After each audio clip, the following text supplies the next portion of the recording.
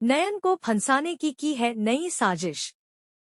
सूरजो को हमेशा अपना बनाकर रखने के लिए शावली ने ढूंढा है एक नया साथी। Hey everyone, welcome back to my channel. Nayantara serial के अपकमिंग एपिसोड में आप सबको देखने को मिलने वाला है कि नयनतारा को हॉस्पिटल लेकर जाता है सुरजोत। उसकी जान बचा लेता है और अपना रूप बदलकर शावली वहां पर पहुंच जाती है। वह रिपोर्टर बनकर पहुंच जाती है और जानबूझकर वह नयन की तरफदारी करती है और गुरुजी का वह एक तरह से विरोध करती है ताकि मीडिया के लोग या फिर पुलिस वाले जो लोग हैं वह नयन से उसको मिलने की परमिशन दे दे। वह नयन के पास तक पहुंच जाए और बिल्कुल वैसा ही होता है। वह नयन के पास तक पहुंच जाती है। नयन को एक तरह से बचा लिया है सुरजो ने, क्योंकि वह खुद डॉक्टर है। उसका ट्रीटमेंट करके वह उसको सेव कर लेता है। नयन और सुरजो फिर से एक हो गए हैं।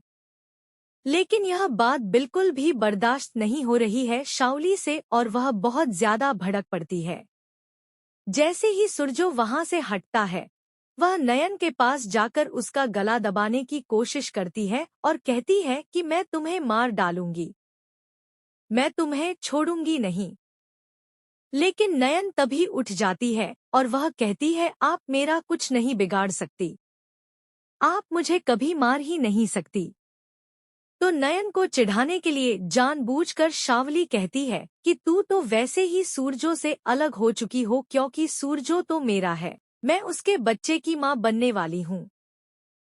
तो शावली को यहाँ पर धमकाते हुए नयन कहती है, कौन सा बच्चा, किसका बच्चा?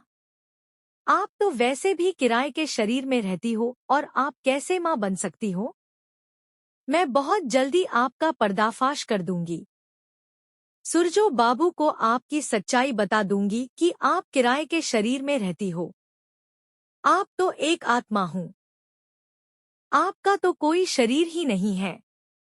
जब आपका कोई शरीर ही नहीं है तो आप कैसे माँ बन सकती हो? तो इस तरीके से बहुत सारी बातें बोलकर भड़काने की कोशिश करती है शावली को और सावली भड़क कर चिढ़ जाती है और तभी कहती है, मैं तुझे छोड़ूंगी नहीं, मैं अब ऐसा साथी ढूंढूंगी जो तुझे हमेशा के लिए सूरजो से अलग कर दे। सूरजो मेरा है, हमेशा के लिए मैं ही सूरजो के साथ रहूंगी और अब मैं ऐसे इंसान को ढूंढ कर लाऊंगी जो तुझे दुनिया से ही गायब कर देगा। प्रलयनाथ के कार्यकर्ता अपने गुरुजी की मौत का जिम्मेदार नयनतारा को मानते हैं और इसीलिए वो नयनतारा का पीछा करते हैं उसकी जान लेने के लिए। नयनतारा अपनी जान बचाते हुए पहाड़ की चट्टान तक पहुंच जाती है। नयनतारा को वहां पर एक शिव मंदिर मिलता है जहां पर वह छुप जाती है और भगवान से प्रार्थना करती है कि वो उसे इस बार बचा ले, क्योंकि आज अगर उसे कुछ भी हो जाता है तो वह सूरजो को नहीं बचा पाएगी। नयनतारा और सूरजो की मुलाकात हो चुकी है। साथ ही साथ नयनतारा ने किया बाबा प्रलयनाथ का वध। जी हाँ दोस्तों, कल के एपिसोड में हमने देखा था कि नयनतारा ने बाबा से यह दावा किया था कि त्रिशूल उसी का वध करेगा जो सही मायने में पापी होगा। बाबा और भक्तों को नयन की बातों पर भरोसा नहीं होता है। जैसे ही बाबा त्रिशूल से नयन का वध करने की कोशिश करते हैं, त्रिशूल बाबा पर पलटवार कर देता है और बाबा का अंत हो जाता है। जाने अनजाने ही सही, लेकिन नयन के हाथों ही बाबा का अंत हुआ है। यहाँ पर नयन का जो मकसद था नलिनी और बाकी सारी मरी हुई लड़कियों की आत्मा को मुक्ति मिले, वो यहाँ पर पूरा हो गया। लेकिन यहाँ नयनतारा के पास बाबा के खिलाफ और कोई सबूत नहीं था।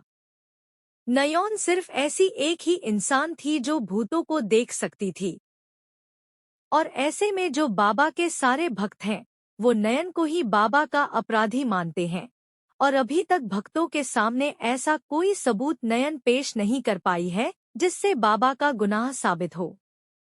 तो कोई भी यहाँ पर नयन की बातों पर यकीन नहीं कर रहा। सबको ऐसा लग रहा है कि नयन में जो शक्तियाँ हैं उसी का इस्तेमाल करके उसने बाबा का अंत कर दिया है और इसीलिए सारे भक्तगण बाबा के मौत का जिम्मेदार नयन को समझ रहे हैं। यहाँ पर सबको यह लग रहा है कि नयनतारा ने झूठ बोलकर उनके साथ फरेब किया है। बाबा के भक्तों की भीड़ यहाँ पर नयनतारा पर हमला करने वाली होती है। तभी सुरजो जाकर नयनतारा को बचाने की कोशिश करता है, लेकिन भीड़ बहुत भारी मात्रा में है और सारे लोग गुस्से में हैं। काफी ज्यादा आक्रामक हो चुके हैं। सभी लोगों में नयनतारा के खिलाफ नफरत फैल चुकी है। जी हाँ दोस्तों, अब यह देखना काफी इंटरेस्टिंग होगा कि आखिरकार सुरजो कैसे बचाएगा नयनतारा को। आपको क्या लगता है? कमेंट करके जरूर बताइएगा। अगर वीडियो अच्छी लगी हो तो लाइक करें, शेयर करें और हमारे चैनल को सब्सक्राइब करें।